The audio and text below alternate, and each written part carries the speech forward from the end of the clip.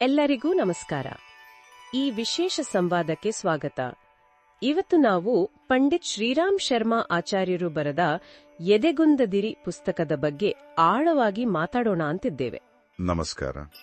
ಹೌದು, ಆಚಾರ್ಯರು ಅಂದ್ರೆ ನಿಮ್ಗೆ ಗೊತ್ತೇ ಇದೆ, ಆಧುನಿಕ ಭಾರತ ಕಂಡ ಶ್ರೇಷ್ಠ ಆಧ್ಯಾತ್ಮಿಕ ಗುರುಗಳಲ್ಲಿ ಒಬ್ರು. ಅವರ ವಿಚಾರಗಳು ನಿಜಕ್ಕೂ ಲಕ್ಷಾಂತರ ಜನರ ಬದುಕಿಗೆ ಒಂದು ದಾರಿ ತೋರಿಸಿವೆ. ಹೌದು, ಮತ್ತೆ ಈ ಪುಸ್ತಕ ಎದೆಗುಂದದಿರಿ, ಇದರ ವಿಶೇಷತೆ ಏನಂದ್ರೆ ಇದು ಬರೀ ಓದೋದಿಕ್ಕೆ ಮಾತ್ರ ಅಲ್ಲ, ಇದು ನಮ್ಮ ವ್ಯಕ್ತಿತ್ವವನ್ನೇ ಬದಲಾಯಿಸಬಲ್ಲ ಶಕ್ತಿ ಹೊಂದಿದೆ ಅಂತ ನನಗನ್ಸುತ್ತೆ. ಕರೆಕ್ಟ್. ಇವತ್ತಿನ ಕಾಲಘಟ್ಟದಲ್ಲಿ ಅಂದ್ರೆ ಈ ವೇಗದ ಜಗತ್ತಿನಲ್ಲಿ ಇಂಥ ಮಾರ್ಗದರ್ಶನದ ಅವಶ್ಯಕತೆ ತುಂಬಾ ಇದೆ ಅಲ್ವಾ? ಖಂಡಿತವಾಗಿಯೂ, ಹಿಂದೆಂದಿಗಿಂತಲೂ ಹೆಚ್ಚಾಗಿದೆ ಅಂತಾನೆ ಹೇಳ್ಬೋದು. ಹಾಗಾದ್ರೆ ನಮ್ಮ ಇವತ್ತಿನ ಚರ್ಚೆಯ ಮುಖ್ಯ ಉದ್ದೇಶ ಏನು ಅಂದ್ರೆ ಈ ಪುಸ್ತಕದ ಸಾರವನ್ನು ಅರ್ಥ ಮಾಡಿಕೊಳ್ಳುವುದು, ಏಕೆ ನಾವು ನಿರಾಶೆಯನ್ನು ದಾಟಿ ಮುಂದೆ ಹೋಗಬಹುದು, ನಮ್ಮ ಒಳಗಿನ ಶಕ್ತಿಯನ್ನ ಹೇಗೆ ಕಂಡುಕೊಳ್ಳಬಹುದು ಅನ್ನೋದ್ರ ಬಗ್ಗೆ ತಿಳಿಯೋಣ. ಆಚಾರ್ಯರ ದೃಷ್ಟಿಕೋನವನ್ನು ಅರ್ಥ ಮಾಡಿಕೊಳ್ಳುವ ಪ್ರಯತ್ನ ಮಾಡೋಣ. ಪುಸ್ತಕದ ಆರಂಭದಲ್ಲೇ ಒಂದು ವಿಚಾರ ಬರುತ್ತೆ. ತುಂಬಾ ನೇರವಾಗಿ ಹೇಳಿದ್ದಾರೆ, ಬೇರೆಯವರ ತಪ್ಪು ಹುಡುಕೋ ಮೊದಲು ನಿಮ್ಮ ತಪ್ಪು ಸರಿಪಡಿಸಿ ಅಂತ. ಇದು ಕೇಳೋಕೆ ಸರಳ ಅನ್ಸಿದ್ರೂ ಆಚರಣೆಗೆ ತರೋದು ಸ್ವಲ್ಪ ಕಷ್ಟನೇ ಅಲ್ವಾ? ಹೌದು, ತುಂಬಾ ಸವಾಲಿನ ವಿಷಯ ಅದು. ಯಾಕಂದ್ರೆ ಆಚಾರ್ಯರ ದೃಷ್ಟಿಯಲ್ಲಿ ಇದು ಆತ್ಮಶೋಧನೆ, ಅದರ ಮೊದಲನೇ ಹೆಜ್ಜೆ ಇದು. ಮೊದಲ ಹೆಜ್ಜೆನಾ? ಹೌದು. ಒಂದು ಮಾತಿದೆಯಲ್ಲ, ತನ್ನನ್ನು ತಾನು ಗೆದ್ದವನು ಜಗತ್ತನ್ನೇ ಗೆಲ್ಲಬಲ್ಲ ಅಂತ. ಆಚಾರ್ಯರು ಇನ್ನೊಂದು ಎಚ್ಚರಿಕೆ ಕೊಡ್ತಾರೆ. ಆಧ್ಯಾತ್ಮಿಕ ಅರಿವಿಲ್ಲದೆ ಮಾಡುವ ಸಮಾಜ ಸೇವೆ ಇದೆಯಲ್ಲ, ಅದು ಕೂಡ ಕೆಲವೊಮ್ಮೆ ಅಹಂಕಾರಕ್ಕೆ ಕಾರಣ ಆಗಬಹುದು. ನಾನ್ ಸಹಾಯ ಮಾಡ್ತಿದ್ದೀನಿ ಅನ್ನೋ ಭಾವನೆ. ಹೌದು ಹೌದು. ಹಾಗಾಗಿ ಆತ್ಮಸಾಕ್ಷಿಯ ಧ್ವನಿಗೆ ಕಿವಿಗೊಡಬೇಕು, ಅದರಲ್ಲೇ ನಿಜವಾದ ಶಾಂತಿ ಇದೆ ಅಂತಾರೆ. ಅರ್ಥವಾಯಿತು. ಇನ್ನೊಂದು ಗಮನ ಸೆಳೆಯೋ ವಿಚಾರ ಅಂದ್ರೆ ನಿಮ್ಮ ಜೀವನವನ್ನು ಒಂದು ಅರ್ಪಣೆಯನ್ನಾಗಿ ಮಾಡಿ ಅನ್ನೋದು. ಇದರಲ್ಲಿ ದಯೆ, ಪ್ರಾಮಾಣಿಕತೆ, ಶಿಸ್ತು, ಆಮೇಲೆ ಮಿತವಾದ ಮಾತು, ಇವುಗಳನ್ನೆಲ್ಲ ಹೇಳಿದ್ದಾರೆ. ಹೌದು.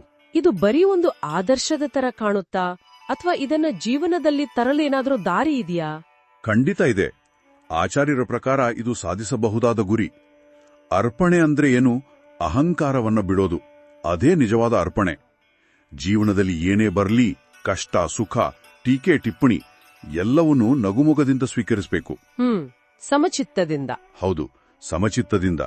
ಇದು ಒಂದೇ ದಿನದಲ್ಲಾಗುವ ಕೆಲಸ ಅಲ್ಲ, ನಿರಂತರವಾಗಿ ಪ್ರಯತ್ನ ಪಡಬೇಕು. ಸರಿ.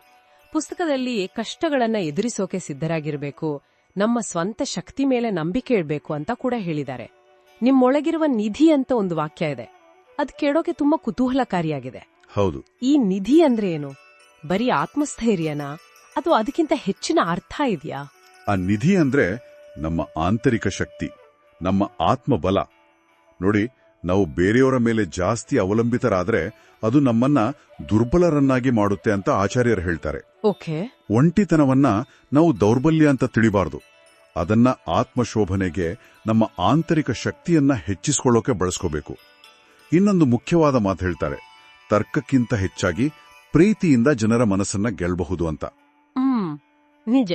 ವೈಫಲ್ಯಗಳಿಗೆ ಬೇರೆಯವರನ್ನ ದೂಷಿಸೋದ್ರಿಂದ ಏನೂ ಪ್ರಯೋಜನ ಇಲ್ಲ ಅನ್ನೋದು ಕೂಡ ಸ್ಪಷ್ಟವಾಗಿದೆ.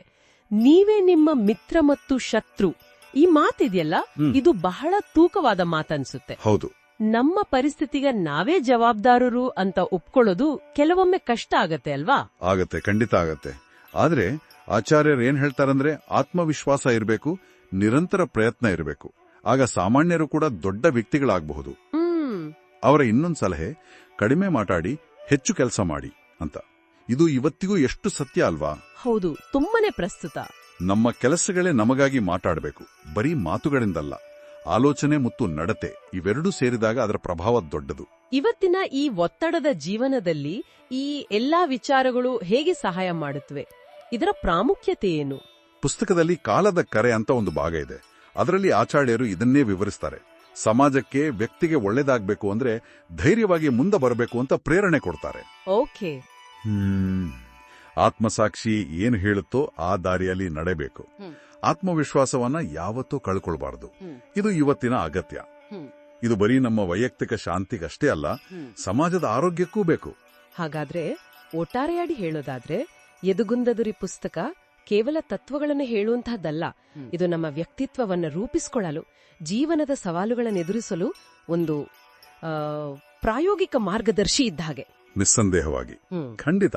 ಆಂತರಿಕ ಶಾಂತಿ, ಧೈರ್ಯ, ಜೀವನದ ಬಗ್ಗೆ ಒಂದು ಪಾಸಿಟಿವ್ ದೃಷ್ಟಿಕೋನ, ಇದನ್ನೆಲ್ಲ ಬೆಳೆಸ್ಕೊಳ್ಳೋಕೆ ಈ ಪುಸ್ತಕ ತುಂಬಾ ಸಹಾಯ ಮಾಡುತ್ತೆ.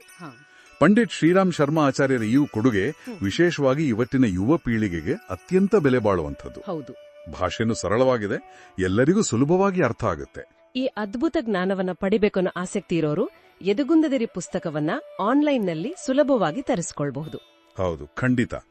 ಕೊನೆಯದಾಗಿ ಎಲ್ಲರಿಗೂ ಒಂದು ಯೋಚನೆಗೆ ಬಿಟ್ಟು ಹೋಗೋಣ. ಈ ಚರ್ಚೆಯಿಂದ ನಿಮ್ಮ ಮನಸ್ಸಿಗೆ ಬಂದ ಯಾವುದಾದ್ರೂ ಒಂದು ಸಣ್ಣ ವಿಷಯವನ್ನ ನಿಮ್ಮ ದಿನನಿತ್ಯದ ಜೀವನದಲ್ಲಿ ಅಳವಡಿಸಿಕೊಳ್ಳೋಕೆ ಇವತ್ತು ಯಾವ ಒಂದು ಪುಟ್ಟ ಹೆಜ್ಜೆ ಇಡಬಹುದು?